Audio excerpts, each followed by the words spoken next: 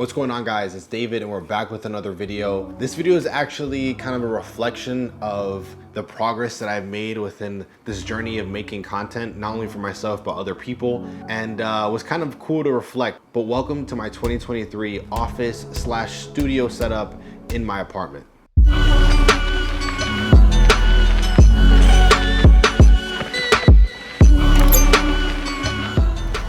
So let me give you guys a little bit of a backstory because I'm kind of new to this YouTube game. I have been making content for 4 years, not only for myself, but other people as well as a business.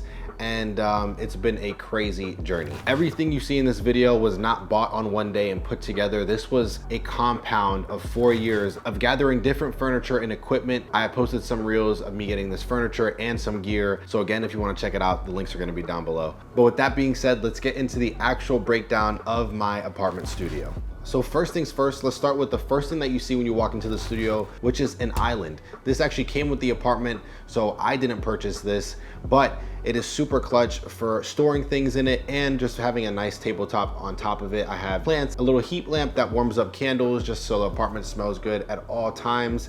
And down below is just gonna be, like I said, storage. So we're gonna have drawers there and a cabinet just to store extra gear that I kind of don't use all the time and honestly should probably just sell. Next thing is gonna be smack dab in the middle of my studio, which is gonna be a wooden tabletop. I'm actually using it right here. I know you can't see it, but it is super clutch for anything as far as top-down shots. Obviously YouTube right now, having somewhere to place my iPad, my arms just to rest so I'm not sitting here on absolutely nothing. So it gets used a lot, and again, this is in my apartment, so sometimes I eat at this table, or if I have a lot of groceries, I just bring them here and it's super clutch. Now, the next thing that will probably catch your eye is gonna be the desk setup. So this setup is kind of a lot. The base of it all is just an IKEA desk, one of the regular ones, nothing special at all, with some regular table legs. I don't have a rising desk. I should probably look into getting one. Honestly, there's one on the market that I've seen, but we won't talk too much about that. In the near future, it might be getting upgraded. For now, it works perfectly fine. My desk chair, this is an important part, is gonna be an all steel desk chair. This is kind of an older company from what I've seen. It works super well and it's very comfortable with the mesh backing and with the super cushion seat. You can't go wrong. So that's basically the base of the desk setup. Now let's get into the nitty gritty and what's on the actual desk itself. So the workhorse of the desk is the Apple MacBook Pro M1 chip, 16-inch. So it's plenty of screen.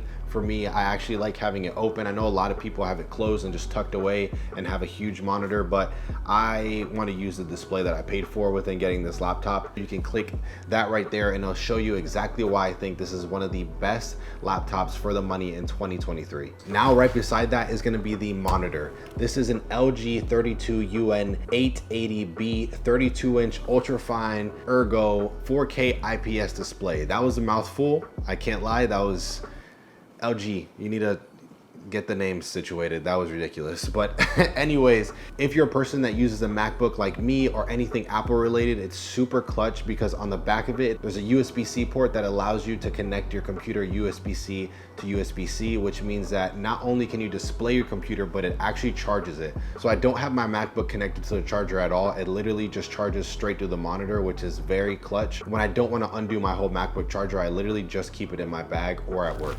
As we work ourselves down, you're gonna see the audio setup that I have, which is a Shure SM7B straight into a Focusrite Scarlett 2i2. Now this setup has been super clutch within recording all my voiceovers and being a super overkill on Zooms and FaceTimes. So if you want the ultimate audio setup, I would recommend that 100%. Again, working our way down, the desk mat that I use is actually the Orbit Key desk mat. Having that little hidden area that you can pull up is pretty cool to hide any money that you have, pictures, documents. A lot of people don't think that little flap pulls up, but it does. Now, right on top of that, you're gonna see that I am using a Logitech MX keys for Mac. This keyboard has been great. Keep in mind, I came from a gaming keyboard. That's all that clickety clack noise, and I really enjoyed that when I used to game.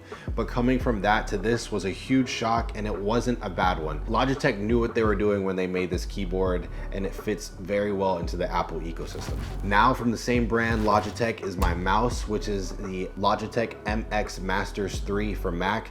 This mouse is super clutch as well because it has all these extra controls and customized buttons that you can use if you're ever in a pinch or just to speed up your workflow. I personally have the custom thumb buttons as my undo and redo on Premiere Pro, and I promise you that saves me hours every year just having those two buttons and not needing to use my fingers to make that shortcut happen on the keyboard itself. So as a whole, the mouse and keyboard from Logitech is absolutely chef's kiss. If you need a mouse and keyboard for your Mac, I would 1000% recommend them. We're slowly working our way through the studio, and up next is gonna be the couch. So this couch is a super clutch couch. I love it. I love the way it looks, love the way it feels. Everything about this couch is super clutch. Getting inspiration from Instagram and stuff like that and doing research on different reels and content ideas. That's really basically what I use the couch for. It doesn't get used too much, I'm gonna be honest, just because I'm at my desk, which is right next to it. So continuing around the apartment, it's basically a U-shape the way I have the studio set up. The next thing is gonna be our bookshelf. Now this is where I store the gear that I actually use on a day-to-day basis, just because it's visual. I can literally see it there, and I know if I need it, I can just pick it up. It's also used for decoration. I just have some old vintage cameras on top, lighting, stuff like that. So it definitely looks the part, not only as being functional, but visually appealing as well. Now we kind of skipped over this, but there is a lot of lighting in this apartment, as you can tell, but the lighting is from all different companies. So the key light that I'm actually using right now to light me is a Falcon Eyes SO48T. This light is so small, the form factor is ridiculous, which makes it super easy to travel with and maneuver around this smaller apartment studio. I can't recommend this light enough. For the money, I don't think you can beat it. The light that you see over my desk and the light that you see me using for my hair lights in all my YouTube videos is the Amaran F21C. This light is super clutch, again, because of the form factor of it. You can literally put it anywhere, and I especially love this light because if you have shorter ceilings, then this light can fit anywhere, especially if you're using it, like I said, as a hair light or just an overhead light in general. It is super, super clutch. Now, as you can see, even within this video right now, there is a lot of practicals behind me, which are basically the lights that aren't used for shining onto me, but just behind me, kind of making a filler light.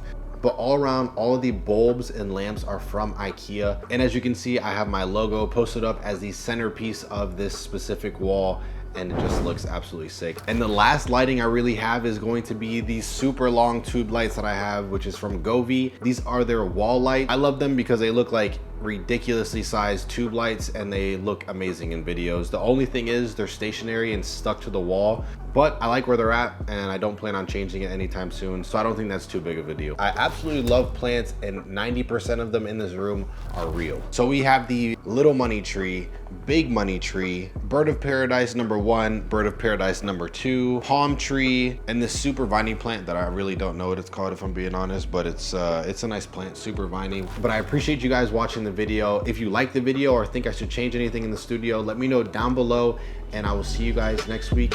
Peace.